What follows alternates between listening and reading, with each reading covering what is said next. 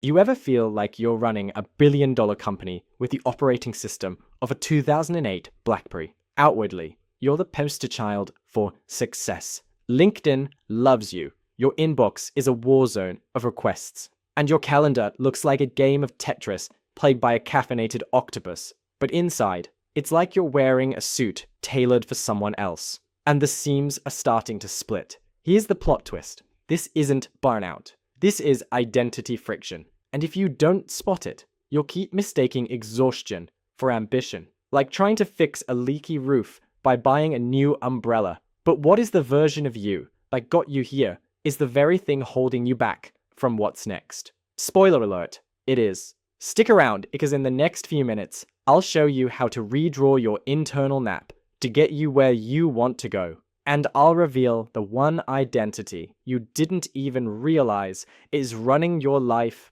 like a puppet master. Trust me, it's sneaky. Welcome back to the Identity Maze. If you missed part 1, here's the key LDR. Your past self is holding your future hostage, and it's time for a jailbreak. Last time, we met the Minotaur, the part of you that guards the maze of your current identity like it's protecting treasure. We explored the 5 identity traps that keep you stuck in patterns that once served you, but now just make you feel like you're cosplaying as yourself. And we introduced the Phoenix, the part of you that's ready to torch the outdated version of yourself and rise from the ashes, hopefully with better Wi-Fi. But here's the kicker. It's not your habits holding you back. It's who you think you need to be. Today, we're going practical. I'm going to show you exactly how to transform from Minotaur to Phoenix without burning down everything. I call it the shed method, because sometimes, to grow, you don't need to add more. You need to dismantle some protective walls in the maze of your identity. But before we start, let's get one thing straight.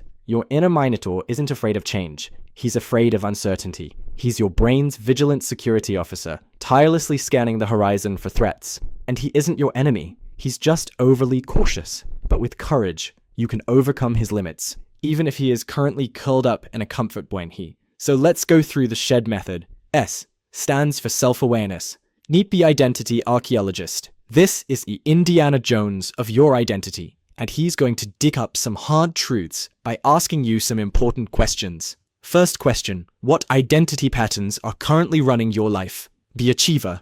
My worth is defined by my output. The responsible one. Everyone depends on me. The helper. My needs come last. These aren't just behaviors, they're operating systems. And like any operating system, they can become outdated. Here's why this feels so hard, and why it's not your fault. Your brain is literally running a biased election campaign for your current identity, suppressing all opposition. My brain's campaign slogan, slightly anxious, but makes good pasta. Not exactly presidential material, but hey, it's all I've got. H stands for history audit. Now your identity archaeologist is going to ask, what version of you created this pattern? And is that version still in charge? That version of you was doing the best they could with the resources they had. But you're facing different problems now, and you have different resources. This is where the identity cocoon comes in. Did you know that inside the chrysalis, the caterpillar doesn't just grow wings? It actually dissolves into a gooey soup of cells before reconstructing itself into a butterfly.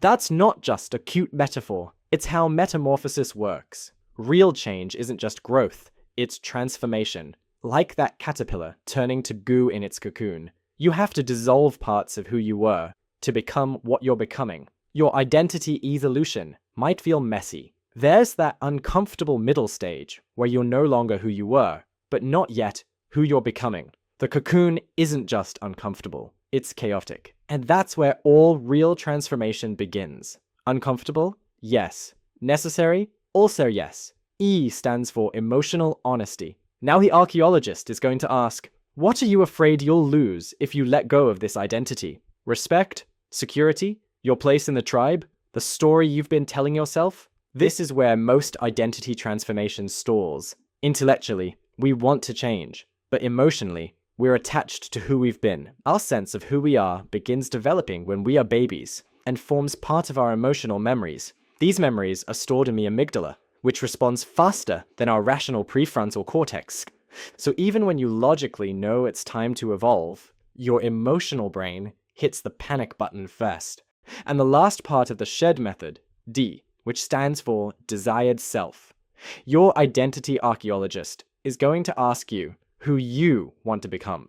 Think about it like this. Your 5-year-old self had to die for your teenage self to be born. Your teenage self had to die for your adult self to emerge. Each version served its purpose, then made way for the next evolution. This isn't about rejecting your past self. It's about honoring that version of you while recognizing it was never meant to be your final form. Let's look at what happens when someone successfully navigates identity evolution through the story of Sarah. Sarah was a corporate executive, crushing it, but secretly crushed by it. From the outside, she had everything: the corner office, the team, the salary. But inside, she felt increasingly hollow.